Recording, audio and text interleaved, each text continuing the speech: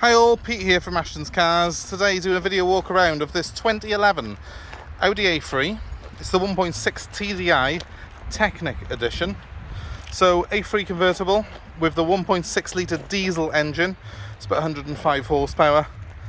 Quite a good little performer, even though it's, 105 horsepower is quite deceptive because it's not a big car.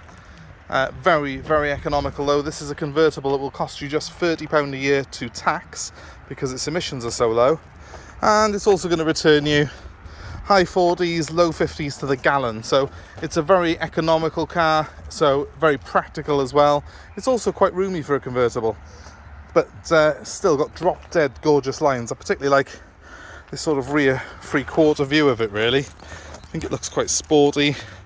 It's a nice size, golf sized car, so perfect for nipping around town as well as longer runs. And I've been driving this car today and got to be honest, very impressive.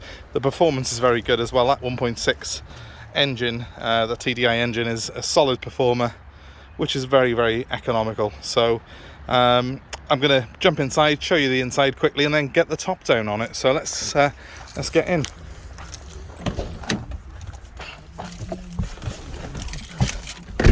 And typical Audi interior I'm greeted by here, as you can see.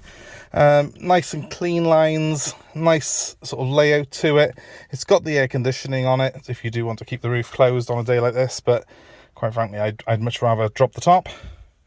It's got a nice instrument binnacle. The car's only done 72,000 miles, so not a lot of mileage for the age of the car. And as you can see, I've got all the nice typical Audi layout on the wheel with the volume controls here to the left. Let's get the top down on it because I'm actually roasting in here and I quite fancy a bit of fresh air. First thing we do is, with the engine running, we've got a little switch by here. We pull that back and that's all you need to drop the windows down and attach, and the top folds in seconds. And the great thing about this particular car is I could do that up to 20 miles an hour. So I can do that while I'm sort of coasting up to the lights. And it's very, very quick. It's one of the fastest convertible roofs of any car. So I've got the engine running right now, so I'll leave it running while we have a look at the outside. It's very smooth.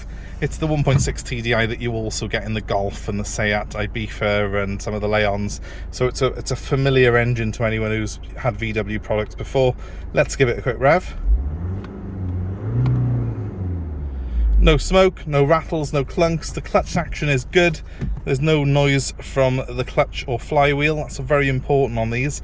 If you buy one that's got a clattering sound when you're coming off that clutch pedal, beware, because that's an expensive job, up to £1,000 for a new clutch and flywheel on this car. But this one's perfect. I've got a stack of service history for it, and that's the reason why I've bought it. So let's have a quick look at the outside now that we've got that roof down.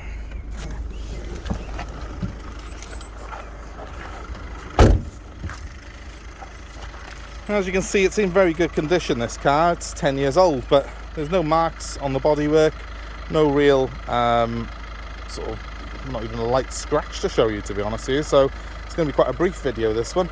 I've driven the car, as I said today, about 78 miles. That includes a bit of motorway driving. It's a beautiful car to drive. Performs like new, no rattles, no squeaks. It feels solid even with roof up.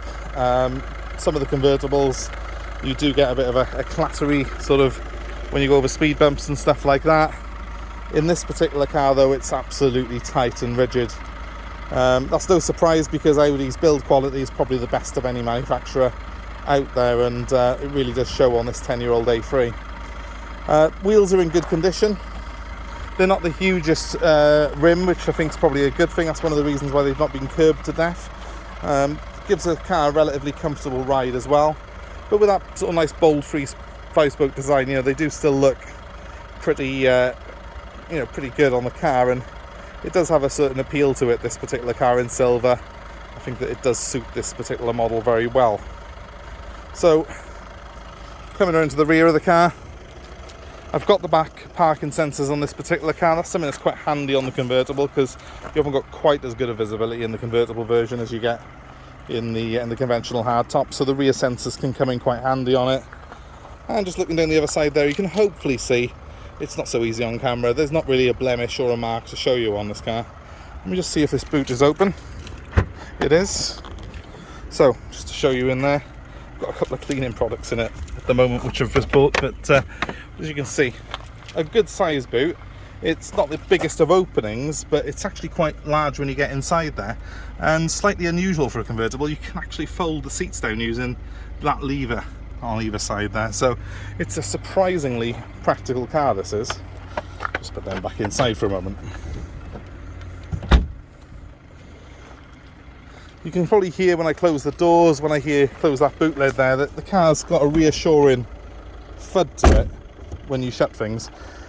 The build quality on this car is one of the major reasons I would recommend one of these over other convertibles. And if you're thinking of buying one of the hardtop 207, 208, 307, 308 type cars, have a look at one of these instead, just as a comparison.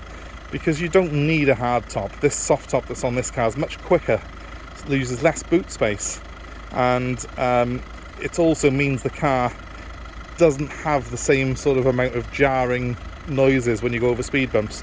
I would personally prefer a soft top like the A3.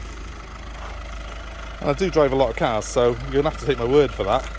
Come on and test drive in it and you'll see.